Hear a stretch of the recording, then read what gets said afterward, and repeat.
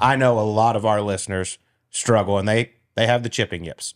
We see it every day up at Westbrook. We're not going to mention any names of any directors of golf or anything like that. No, we're not going to talk about that at all. They're directors, too. Yes. But I think the biggest question is, can chipping yips be cured? In your opinion, because, and I know it was a show, but I remember when Barkley went on Haney's show and all this, and he kept saying, he doesn't have the yips. It's not a mind problem. It's a technique problem, which the dude was frozen on the way down. So I don't agree with that. But do you think the yips are more of a technique problem or more of a mind problem? And can you fix them? I mean, I think that's a really good question. McCord and I have actually had a lot of good conversations on this. McCord is taking a deep dive into the mental side of the yips, right? He's just fascinated by it.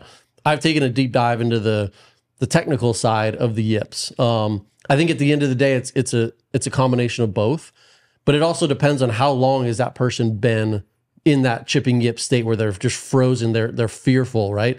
I've had some people that have come to me, let's say like Division I golfers that have been like, I'm stuck. I've been yipping it for the last 6 months, 8 months, 12 months, whatever it's been. And with a couple of technique changes and philosophy changes, all of a sudden they're chipping it awesome.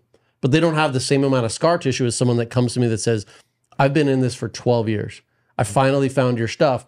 And now, like, I feel like I'm making progress, but I'm like, we spent 2-3 hours and it's like, boy, they were way better than when they started, but you can see it still present itself every now and again where they flinch or they just sort of have that little moment of like, oh, I'm scared of the ground, and they yip it. That person, it takes the mental work as well. So it's a combination of both. But I mean, I've helped probably over 100 people out of the chipping yips. Oh, wow. Yeah. Probably 50 in person and 50 have gone through my online Cure the Yips program. And it's like, they've sent notes like, dude, I've had the yips for a while, and with your program, it's gone. My wife is so happy. I'm happier at home now. Yeah. No longer, my dog no longer has broken ribs every day. It makes people like cry, dude, when they fix that. I got an old buddy, his old friend, had it for, dude, I don't know how long, like one-handed, then just went to the putter, then went to like just 8-iron, bounce it onto the green type of stuff. And like whatever he did this a while back got fixed. And like, he was like literally in tears when he would hit like a chip to 3 feet. Like, yeah. Dude, I haven't been able to do that in 10 years. Yeah. I had a guy, Bryce Mulder, got this guy to come to me, and Bryce is like, this guy has the worst chipping yips. I don't mean to laugh. I can see Bryce explaining this. No, yeah. And so Bryce drew up a contract for this guy. He says, look, if Parker can fix you, you will pay Parker 10% of everything you make.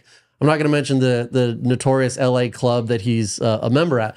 But Bryce said, look, if Parker fixes you, you're paying him 10% of everything. And so sure enough, I get Venmos from this guy, like $50. He's just like, had a great day at the course, chipped it close a bunch of times. Beautiful. And what a guy. I mean, yeah, no, it's amazing. It's amazing.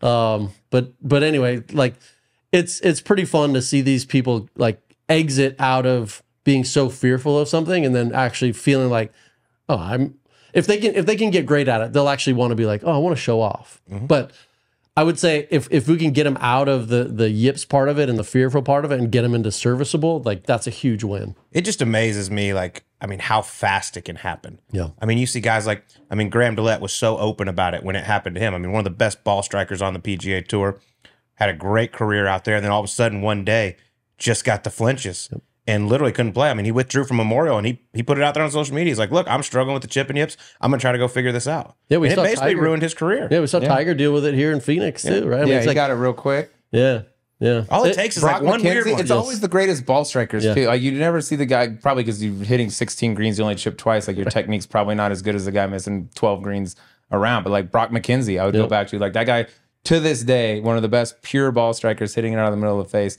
that I've ever been around. I think he led the Korn Ferry Tour in greens and regulation in his last year and lost his cart. Yep. Because he could not putt or chip, like he was putting and chipping. Yeah, then he went to the one-handed. He could still win like mini tour events chipping one-handed because he literally chipped once per round, but it seems like it's always the great ball strikers. It is. It really is. And I was the opposite of that. I'm sure you guys looked up some of my stats, but I was like, I probably averaged like 9 greens around, and I was like, well, okay, that's 9 opportunities to try to chip in. That's the way I looked at it. I just want to thank you for thinking we do homework on this show. That was nice.